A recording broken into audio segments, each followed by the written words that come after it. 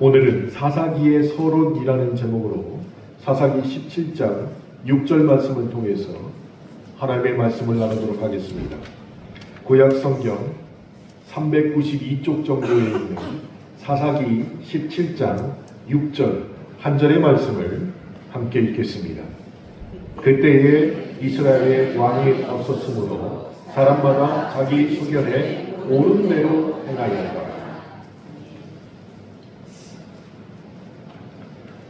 제가 작년에 사사기 삼손에서부터 마지막 장까지 강해를 했습니다. 근데 뭔가 거저지근한 거예요.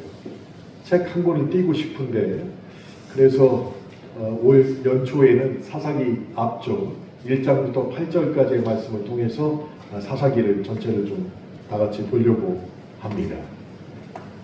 여러분도 눈치를 채셨겠지만 주일 낮예배는 제가 책 한 권을 통해서 강해 설교를 하고, 주일 오후 예배에는 은혜에 관한 설교를 집중적으로 하고 있습니다.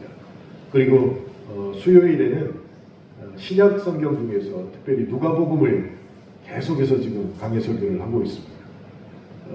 혹시 예배에 빠지더라도 교회 밴드에 가입하셔서 이 설교를 좀 쭉 들으셔야지 설교를 통해서 하나님의 말씀을 체계적으로 알 수 있지 않을까라는 생각이 듭니다. 무슨 말씀인지 아시겠죠? 목사님이 그걸 어떻게 확인하셔? 넘버링을 보면 누가 받는지 알아요. 그러니까 꼭 예배에 빠지면 설교를 동영상으로라도 꼭 들으셔서 구약과 신약 그리고 은혜에 대한 설교를 꼭 만끽하시길 바랍니다. 사사기는 한마디로 말해서 하나님을 왕으로 모시는 것을 거부했던 시대의 이야기입니다. 그래서 대부분의 사람들이 오늘 본문의 말씀처럼 사람들이 자신의 소견과 생각대로 살아간 시대, 그것이 사사기 시대였습니다. 이 말을 좀 더 믿음의 관점으로 해석을 하면 사사기 시대는 불순종의 극치를 보여준 시대였다라고 할 수 있는 것이죠. 2026년도에 우리는 하나님께 순종함으로 하나님이 주시는 은혜 안에 거하자라는 표현으로 살아가고 있는데, 이것과는 정반대의 모습을 보여주는 것이 바로 사사기 시대였습니다. 사사기는 사사들이 주인공이 됩니다. 그런데 우리말에는 사사라는 단어가 없습니다. 그래서 사사가 무슨 뜻인지 선뜻 말할 수 없다는 것이죠. 우리말에 사사라는 단어가 없는데 왜 성경에는 사사기가 기록되어 있을까요? 이것은 중국어 성경의 제목 사사기를 그대로 갖다 썼기 때문에 사사기가 되는 것입니다. 중국에서는 법령과 그리고 형벌에 관한 일을 보던 재판관을 사사라고 얘기합니다. 그래서 그것을 음역 그대로 갖다가 우리 성경에 사사기라고 사용을 하는 것입니다. 가톨릭에서는 사사기가 없습니다. 사사기의 이름을 판관기라고 쓰고 있습니다. 그러니까 우리가 생각하는 것과 같은 내용을 좀 더 쉽게 설명한 것이죠. 그래서 우리는 사사기라고 부르고 중국어 성경도 사사기라고 되어 있는데 가톨릭에서는 판관기라고 부르고 있습니다.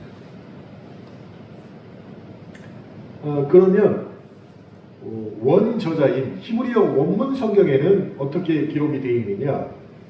그곳에는 쇼프림이라는 단어를 쓰고 있습니다.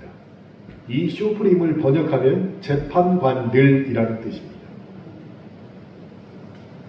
그러니까 재판관으로서 할 수 있는 일을 하는 사람, 이것이 가톨릭에서는 판관기라고 얘기하고 중국어 성경에서는 사사기라고 얘기하고, 우리나라도 중국어 성경을 그대로 갖다가 음역을 갖다 써서 사사기라고 부르고 있다는 것입니다.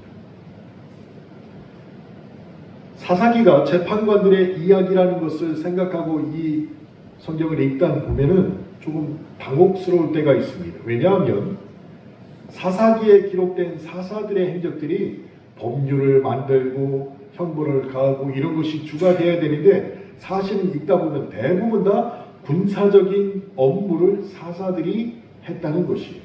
그래서 조금 당혹스럽습니다. 오히려 사사기 전체를 읽다 보면 사사들이 재판 업무를 담당했다라는 것을 기록한 곳은 사사기 전체에 단 한 곳만 기록되어 있고 대부분은 군사적 업무를 주관하는 사람으로 기록되어 있습니다. 왜 이럴까요? 조금 전에 말씀드렸던 쇼프림, 이 단어의 원 뜻이 샤프트라는 데에서 발전된 쇼프림이 되는데 원 뜻인 샤프트를 보면 두 가지 뜻을 갖고 있습니다. 첫 번째는 재판하다이고 두 번째는 다스리고 통치하다입니다. 그러니까 재판을 하는 사람과 군사적 업무를 다스리고 통치하는 사람, 이것이 히브리어 원문 성경에는 두 가지 성격이 다 들어있기 때문인 것이죠. 그래서 평소에는 재판장으로 역할을 하고 백성들 사이에 분쟁이 있을 때는 판결해주는 업무를 보다가 외적의 침입이 있을 때는 군사적 지도자로서 백성들을 통솔하는 업무까지도 담당했던 사람들이 사사였다는 것이에요. 그런데 우리 성경에는 사사들이 첫 번째 업무보다 두 번째인 군사적 업무를 담당한 것이 훨씬 더 분량이 많이 포함되어 있는 것입니다. 이제 사사기의 구조와 내용에 대해서 좀 말씀을 드리겠습니다. 여러분, 출애굽 연대를 구약학자들은 통상 주전 1290년으로 추정을 하고 있습니다. 예수님이 오시기 전 1290년대로 출애굽이 있었을 것이다 라고 구약학자들이 추정을 합니다. 그리고 난 후에 광야에서 40년을 보냈습니다. 광야에서 40년을 보낸 후 정복하고 땅을 배분하는데 이스라엘 백성들이 임했지요. 여호수아가 110살 때, 110세 때 죽었으니까 광야 40년 후에 정복하고 땅을 배분하는 일이 약 50년이 걸려서 이루어졌습니다. 그렇게 보면 이 사사기의 연대는 주전 1200년부터 약 200년간 혹은 다른 학자에 의해서는 약 400년 동안 사사들이 이스라엘을 통치했다라고 보고 있는 것입니다. 그래서 사사기에는 사사들의 행적이 주로 나오는데 전체 21장 중에서 14장, 즉 3장부터 16장까지가 사사들의 이야기로 가득 차 있습니다. 그 중에 첫 번째 부분인 제1장과 2장은 사사들이 활동하게 된 사회적 그리고 신앙적 정황이 무엇이었는가를 우리에게 설명하고 있습니다. 1장에서는 가나안 땅을 점령한 과정이 정말로 세세하게 상술되어 있습니다. 그런데 정복은 되었습니다. 그러나 여전히 정복되어야 할 땅들이 남아 있었는데 이 말의 뜻은 여전히 쫓아내지 못한 원주민들이 이스라엘 백성들과 함께 있었다는 것이에요. 그리고 그것이 결국 이스라엘의 위험이 되고 있었다는 것이에요. 결국 그 위험이 사사기에 기록되어 있었습니다. 이스라엘 백성들이 쫓아내지 못한 사람들이 섬기는 바알을 섬기게 된 것이에요. 그리고 그들이 배교하기 시작했습니다. 이런 신앙적 위협이 다가오니까 이스라엘 백성들이 사사를 세우기 시작한 것이에요.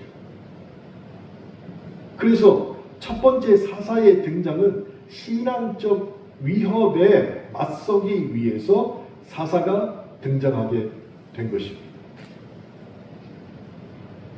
두 번째인 3장에서부터 16장까지는 12명의 사사들이 등장하고 있습니다. 하나님은 사사들을 통하여서 그들이 어떤 행적을 벌였는지 분량을 조종해서 3장부터 16장까지 기록을 하고 있습니다.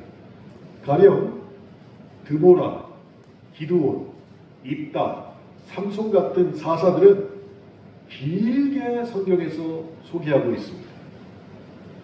그러나 돌라와 야일 같은 사사들은 두어 절만 소개하고 있죠. 같은 사사인데도 말입니다. 그렇게 짧게 소개된 사사들은 긍정적으로 묘사되지 않고 있습니다. 그 중에 야일, 제가 작년에도 말씀드렸죠. 야일은 딱 두 줄로 설명합니다. 22년 동안 사사로 있었는데 자녀 30명을 두었고 어린 낙이 30명을 탔으며 성읍 30년을 가졌다. 이렇게만 딱 기록되어 있어요. 한 시대의 재판관이자 사사로서 기록되어 있는데 부끄러운 행적들이 짧게 성경에만 기록되어 있다는 것입니다.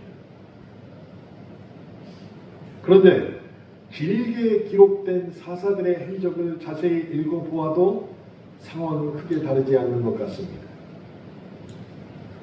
그들 중에는 드보라같이 훌륭한 사사들도 있었습니다. 그런데 대부분의 사사들은 실수와 허물을 많이 가지고 있었다는 것이에요. 그러니 우리와 별반 다르지 않은 사람이 되었다는 것입니다. 이것이 무엇을 의미하는 것일까요? 어떤 사람이든 간에 하나님 앞에서 있으면 허물 많은 사람이라는 것을 보여준다는 것입니다. 하나님 앞에서 깨끗한 사람이 하나도 없다는 것이에요. 그리고 진정한 왕은 사사가 아니라 영원한 하나님밖에 없다는 것을 사사들의 행적을 통하여서 우리에게 암시하고 있는 것입니다. 그런 사사들의 행적 이야기는 시대가 다르고 성별도 다르고 나이도 다르지만 일정한 패턴을 가지고 있습니다. 가령 이스라엘이 죄를 범합니다. 하나님을 잊어버리고 바알과 아세라를 섬깁니다. 하나님께서는 그 죄에 대해서 침묵하실 수가 없습니다. 그래서 어떻게 하십니까? 이스라엘을 둘러싸고 있는 이방 왕들을 통하여서 이스라엘을 징벌하십니다. 그러면 견디기 힘든 이스라엘이 하나님 앞에 회개하고 돌아오고 부르짖게 됩니다. 그 일을 사사가 담당하게 되었다는 것이에요. 그러니 사사기는 타원형으로 계속 돌아갑니다. 죄를 범하고 하나님의 징벌이 있고 그로 인하여 회개가 이루어지며 결국 다시 구원을 받는다. 이것이 사이클처럼 모든 사사들마다 계속 돌아간다는 것이에요. 그런데 이것이 비단 사사기뿐만 아니라 그 뒤로 나오는 신명기, 여호수아, 열왕기 상하에도 똑같이 나타나는 패턴이라는 것입니다. 이것을 인정하기 참 싫지요. 나는 구원받은 사람인데 나의 죄는 이미 예수 그리스도께서 십자가에서 달리신 피를 흘리심으로 모두 깨끗해졌는데, 근데 정말 그렇습니까? 우리의 영혼은 구원받은 것이 맞습니다. 근데 영혼을 갖고 있는 우리의 육체가 정말로 한 번에 깨끗해져서 아무런 죄도 짓지 않고 있냐는 것이에요. 우리도 그들의 모습처럼 죄를 범합니다. 하나님은 그 죄를 두고 볼 수가 없는 것이에요. 그래서 우리를 회개하게 만듭니다. 그리고 다시 위로와 평안을 주십니다. 이것이 우리 삶 가운데 계속 일어나고 있다는 것이에요. 그러니 구원받은 이후에 고난이 오는 것에 대해서 어떻게 하나님이 구원해놓고 이렇게 고난을 줍니까? 라고 반문할 수 없다는 것이에요. 그 이유가 우리에게 있기 때문입니다. 우리에게. 고난은 크게 세 종류로 나눌 수가 있습니다. 첫 번째는 죄로 인한 고난입니다. 두 번째는 애매히 받는 고난입니다. 세 번째가 하나님의 것을 택함으로 받는 고난입니다. 이렇게 우리가 당하는 고난은 이 세 가지로 압축할 수 있다는 것이에요.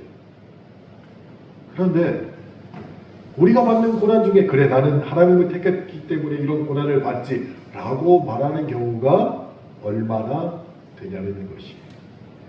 대부분의 경우가 첫 번째인 죄로 인한 고난을 받는 것이에요. 근데 이걸 인정하기가 쉽지 않다는 것이에요. 나는 법 없이도 사는 사람인데 나 정도만 깨끗이 살아봐 라고 말하는 사람이 많다는 것입니다.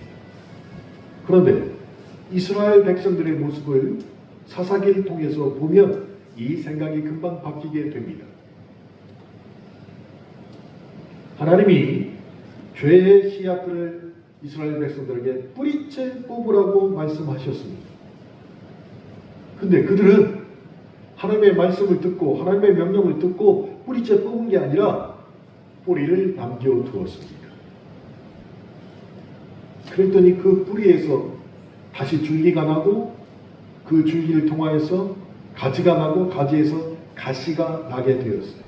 그래서 그 가시가 이스라엘 백성을 찌르는 가시가 되었습니다. 더불어서 이스라엘을 불태우는 불씨가 되었습니다. 하나님 명령을 따르지 않았더니 결국 이 사사시대에 가시에 찔리고 자신을 불태우는 죄의 모습이 계속해서 진행되었다는 것이에요.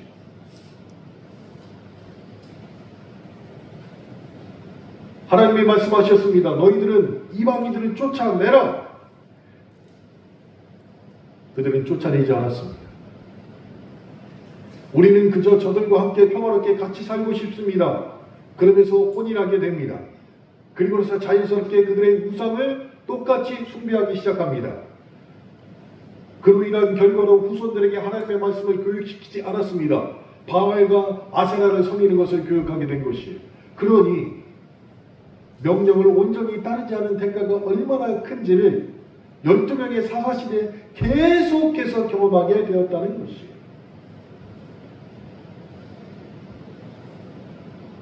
얼마나 혹독한 징벌이 그들에게 임했으면 스스로 회개하는 모습을 보이게 됩니다. 여러분, 나이가 들면 들수록 제일 하기 싫은 게 미안하다, 내가 잘못했다는 말이 이 목구멍까지 나왔다가 다시 들어가요. 이렇게 나왔다가. 왜 그럴까요? 왜 그럴까요? 그냥 내가 미안하다 하면은 끝날 문제인데 이게 못하는 거예요. 이스라엘 백성이 그랬습니다. 하나님 앞에 주님 제 잘못입니다 라는 말을 못한 거예요. 그게 거듭되다 보니까 안 하게 된 것입니다.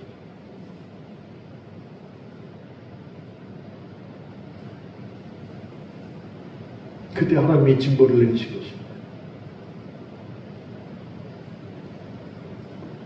지난 8일이 저의 결혼 32주년이에요? 33주년이에요? 네? 본인은 32주년이라고 달력에다 써놨는데 아이들은 33주년을 꽂아놨더라고요. 그래서 내가 저는 기억이 없으니까 내가 결혼 32주년인지 33주년인지 헷갈리지만 하여튼간 30년이 넘은 결혼 기념일이었습니다. 그 저녁에 아이들하고 다 모였어요. 그리고 나서 생일이 아니지만 케이크 갖다 놓고 막 끄고 그랬어요. 그랬다가 제가 아내를 위해서 뭘 해줄까 제 마음속에 근데 결혼 기념일이면 왜 항상 남편만 그렇게 뭘 준비해야 되는 거예요? 나 혼자만 결혼했어? 막 그런 생각이 있다가 그래도 아니지. 젊은 시절에 시집 와가지고 고생하고 제가 결혼할 때 대학생이었으니까 용돈 받아가면서 저를 키웠으니까 엄마같이 생각하고 잘해야지. 뭘 준비해야 될까 생각을 했다가 봉투를 준비를 했어요. 감사합니다. 이렇게 봉투를 준비해가지고 아내에게 이렇게 딱 꺼내서 줬어요. 깜짝 놀랐습니다. 애들이 있는데 저를 처음으로 안아준 거예요. 내 기억으로. 그전 기억을 살았어요. 내가 얼마나 놀랐는지. 그래서 돈 때문에 그런가 생각했어요. 나중에 돈 때문에 그랬더니 돈 때문에 그런 게 아니라 남편이 나를 이렇게 생각해 준 마음이 너무너무 고맙다는 거예요. 그래서 안 해주는데 막 이게 오래 살다 보면 의리로 사는 거다.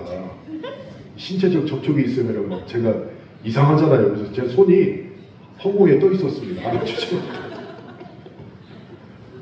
그 마음이 고맙다는 거예요. 고맙다는 거예요. 생각해주는 마음이 너무너무 고맙다는 거예요.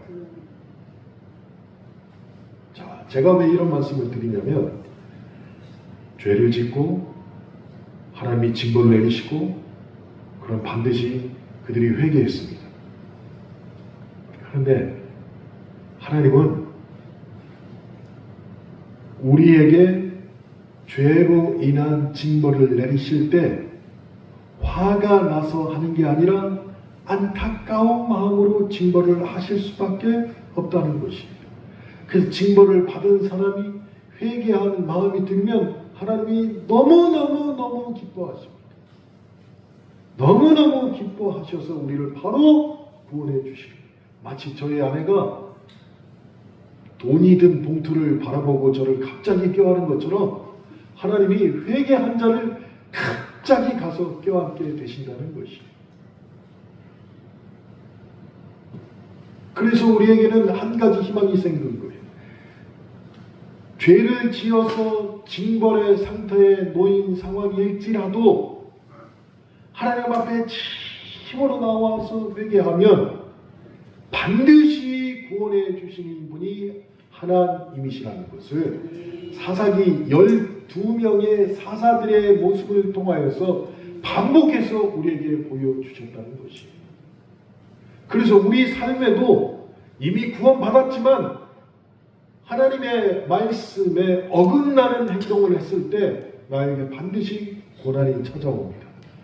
그 고난을 내가 이래서 하나님에게 징벌을 받아 고난 중에 있다는 것을 깨닫고 회개하고 돌이키면 하나님은 사사기 12명 사사시대에 보여준 것처럼 우리를 다가와서 껴안으시며 내가 너를 구원하시다라는 말씀을 안 하실 수가 없다는 것을 사사기를 통하여서 우리가 확신해야 한다는 것입니다.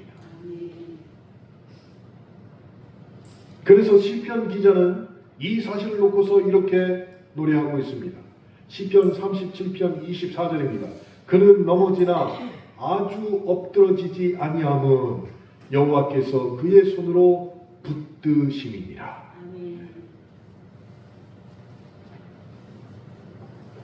징벌 중에 넘어질지라도 회개하는 자를 하나님께서 붙드신다라고 말씀하고 계신 것입니다. 뿐만 아닙니다. 주님은 피할 데도 없습니다. 잘 아시는 말씀이 고린도전서 10장 13절 말씀입니다. 사람이 감당할 시험 밖에는 너희가 당한 것이 없나니 오직 하나님은 미쁘사 너희가 감당하지 못할 시험 당함을 허락하지 아니하시고 시험 당할 즈음에 또한 피할 길을 내사 너희를 능히 감당하게 하신다. 이 은혜가 우리에게 있습니다. 사사기는 위의 도식을 반복해서 들려줍니다. 죄, 징벌, 회개, 구원. 그러므로 말미암아 징벌 상태에 있는 사람이 회개하고 구원의 길로 들어설 것을 우리에게 촉구하는 것입니다. 이 사실이 현대인 우리에게도 동일하게 적용된다는 것이에요. 죄를 범합니다. 하나님께서 죄와 함께 하실 수 없기에 반드시 징벌하십니다. 그렇지만 우리가 회개하면 하나님은 반드시 우리를 구원하십니다. 이것을 믿어야 한다는 것이에요. 완벽한 사람은 없기에 이것을 믿어야 한다는 것입니다. 더불어서 사사기는 사사들의 이야기가 중심을 이루고 있지만 그 주제는 너무나도 명확합니다.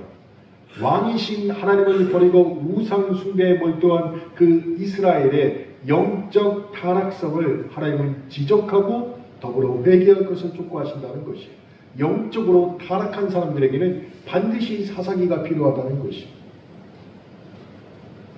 이스라엘 백성들은 하나님의 통치를 배격했습니다. 그리고 뭐라고 했습니까? 오늘 사사기 17장 6절 말씀처럼 자기 소견에, 자기 의견에 좋은 대로 생활했다는 것이에요. 사사기는 이런 이스라엘 백성들에게 제발 자신이 왕이 되지 말고 하나님이 왕 되게 하라는 메시지를 거푸말하고 있다는 것이에요. 오늘 본문 말씀과 똑같은 말씀이 사사기 마지막인 21장 25절에도 기록되어 있습니다. 그때에 이스라엘 왕이 없었으므로 사람마다 자기 소견에 옳은 대로 행하였더라.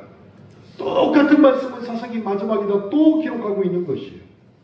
그러니 이 사사기는 정말로 자기 소견에 옳은 대로 행한 사람들, 이렇게 말할 수가 있는 것이에요. 이런 사람들의 특징이 뭔지 아세요? 같이 있어도 상대방의 말을 듣질 않아요. 상대방이 말하고 있어도 듣질 않고 내 얘기를 계속하는 거예요. 그런 사람이 내 주위에 2명 있어요. 큰빛교회 김성원 목사하고 MB비전교회 류구선 목사님. 셋이 앉아서 얘기하면 한 사람이 얘기 끝나면 거기에 대해서 반론을 제기하고 얘기를 하면 둘이 얼굴을 보면서 하고 싶은 말을 계속해요. 그럼 나는 둘의 음성을 두 귀에 이렇게 듣잖아요. 그럼 이 사람 말하나 저 사람 말하나 헷갈려 죽겠어요. 절대로 포기하지 않습니다. 계속 얘기해요. 둘이. 그리고서 그다음 너무 희한하게 양쪽의 말을 둘 다 알아들어요. 그건 놀라운 일이에요. 자기 소견에 옳은 대로 행한 사람들. 그런데 그 결과가 어떻게 되었습니까? 사사기를 읽어보세요. 폐륜과 혼돈의 극치가 사사기에 나오는 것이에요. 이루 말로 할 수 없는 폐륜과 혼돈이 나오는 것이 사사기입니다. 이런 결과를 맞게 된 이유가 2가지입니다. 하나는 자기 소견에 옳은 대로 행했기 때문이고, 2번째는 이스라엘의 왕이 없었기 때문이었습니다. 그런데 사람들이 자기 소견대로 행하면서 자기 행위가 나쁘다고 여기지 않고 내 행위는 언제나 옳다라고 여겼다는 것이고, 그리고 하나님이 왕임에도 불구하고 그들의 핑계는 우리나라에 왕이 없으니까 내 소견대로 합니다 라는 핑계를 댔다는 것입니다.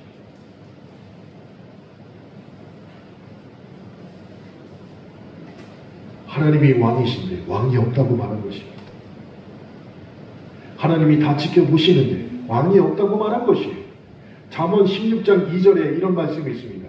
사람의 행위가 자기 보기에는 모두 깨끗하여도 사사시대에 이렇게 생활했다는 것이에요. 그런데 그 다음 말씀, 여호와는 심령을 감찰하시느니라. 여호와는.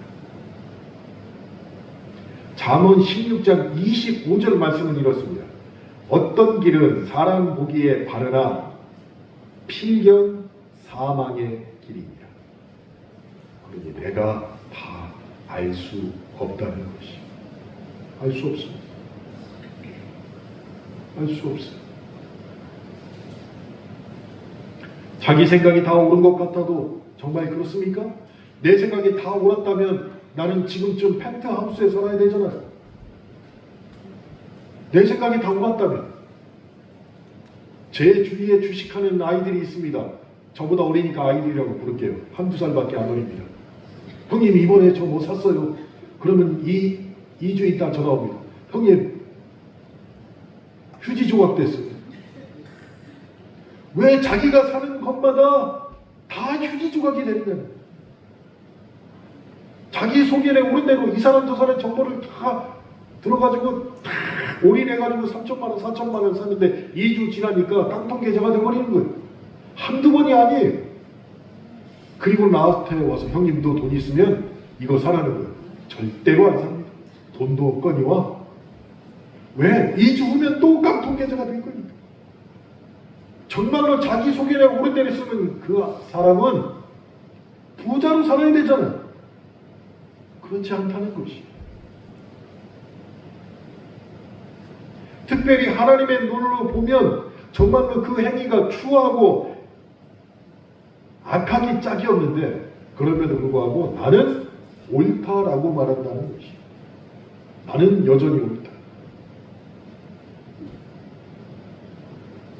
그 사람이 결국 처참한 지경까지 가야만 회개를 하는데, 그 회개하는 과정에서도 온전히 회개가 이루어지지 않으면 무엇을 하느냐? 남 탓을 합니다. 하나님 앞에 회개하면서, 하나님 그때 김집사가 그렇지만 나였어도 제가 어떻게 이 지경까지 이르겠습니까? 라고 회개하면서도 남 탓을 한다는 것이. 이스라엘 백성이 그랬습니다.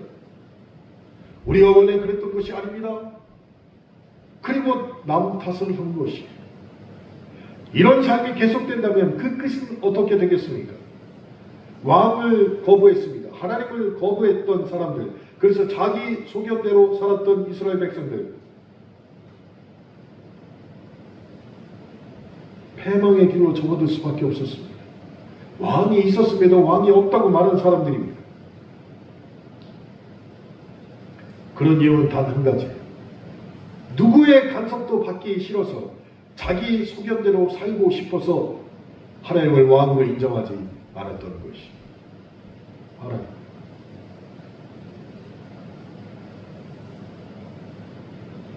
사사기는 이런 배경을 가지고 기록이 되어 있습니다. 다음 주일부터 사사기 1장부터 여러분에게 말씀을 드릴 텐데, 그 말씀을 들으면서 반드시 기억하십시오. 죄를 짓고 나면 회개해야 돼요. 징벌이 있고 징벌 후에 회개하고 그 다음에 구원을 이룬다. 근데 우리는 죄 짓고 징벌 받은데 그 다음에 회개로 가는데 텀이 긴 사람이 많다는 것이. 그 중에서도 남 탓을 한다는 것이. 그 중에서도 내가 회개하고 나면 앞으로는 내 소견대로 못 살 텐데 라고 걱정한다는 것이. 사사기를 보면서 그 생각을 버려내야 한다는 것입니다. 정말로 버려야 합니다. 총명하다고 자부하는 농부가 있었습니다. 이 사람이 하나님을 믿고 난 다음에 하나님이 꿈에 나타나신 거예요. 그런데 이 총명하다고 소문난 농부가 하나님에게 제안을 합니다. 하나님, 제가 보기에는 하나님께서는 농사에 대해서는 잘 모르시는 것 같습니다. 그래서 저에게 딱 1년 동안만 하나님께서 제 생각을 따라주시면 이 세상에서 가난이 싹 사라지게 할 수 있을 것 같습니다. 그리고 하나님 앞에 제안을 합니다. 그러니까 하나님께서, 그러냐? 네가 나에 대해서 그런 제안을 하냐? 네가 농사에 대해서 그렇게 잘 알고 모든 사람들이 배 옳지 않게 농사를 잘 지어서 가난을 없앨 수 있느냐? 그럼 한번 해봐라. 딱 1년이다. 하고 전권을 농부에게 주었습니다. 그랬더니 농부가 자신의 지식을 총 동원해서 이렇게 합니다. 비바람이 없는 날이 365일을 만들었습니다. 천둥 번개도 365일 동안 없게 만들었어요. 날씨가 1년 내내 좋고 고르게 다 만들어요. 그래서 햇빛을 원하면 햇빛이 쫙 비치고, 적당한 비가 있어야 되니까 비를 내려라 하면 비가 쫙 내려요. 그러니 이 농부가 얼마나 신이 났겠냐. 자기 말대로 다 됩니다. 내 소견대로 다 할 수 있으니까 얼마나 신이 났겠어. 그리고 나서 시간이 지나서 수확할 때가 왔습니다. 근데 이게 웬일입니까? 수확을 해야 되는데 죄다 껍데기만 있을 뿐이었어요. 알맹이가 없는 거예요. 깜짝 놀란 농부가 하나님을 찾아가서 묻습니다.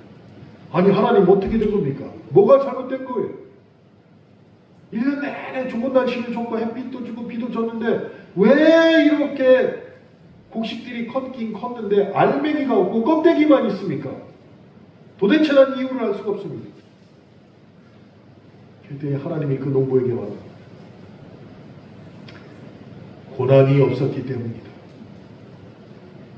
힘겹고 좋지 않은 건 모두 다 피했기 때문에 껍데기만 있을 뿐 알맹이가 없는 것이다. 천둥과 번개, 비바람이 있어야 그 껍데기 속에 영혼이 잘 될 수 있는 것이다. 라고 말이죠. 때로 우리는 내 생각이 하나님의 생각보다 옳다고 여기는 경우가 있습니다. 적어도 이 문제에 대해서는 하나님보다 내가 더 잘 안다라고 누구에게 말은 못하지만 마음속으로 그렇게 생각할 때가 있다는 것이에요. 그래서 내 방법이 하나님의 방법보다 옳다, 그리고 더 빠르다. 근데 이런 오만한 가운데 하나님 도대체 저한테 왜 이러세요? 이 문제는 제가 더 잘할 수 있습니다 라고 반항까지 한다는 것이에요. 그런데 아닙니다. 언제나 하나님이 옳으십니다. 내 뜻대로만 되었다면 우리는 껍데기만 수확할 수밖에 없다는 것이에요. 사사시대의 비극, 그것은 하나님을 왕으로 모시지 않고 자기 소견에 옳은 대로 행했기에 쓴 열매를 거둔 시대가 된 것입니다. 바로 껍데기만 거둔 시대가 된 것이에요. 사랑하는 성도 여러분, 그러면 내 생각과 하나님의 생각이 충돌할 때 우리는 어떻게 해야 하겠습니까?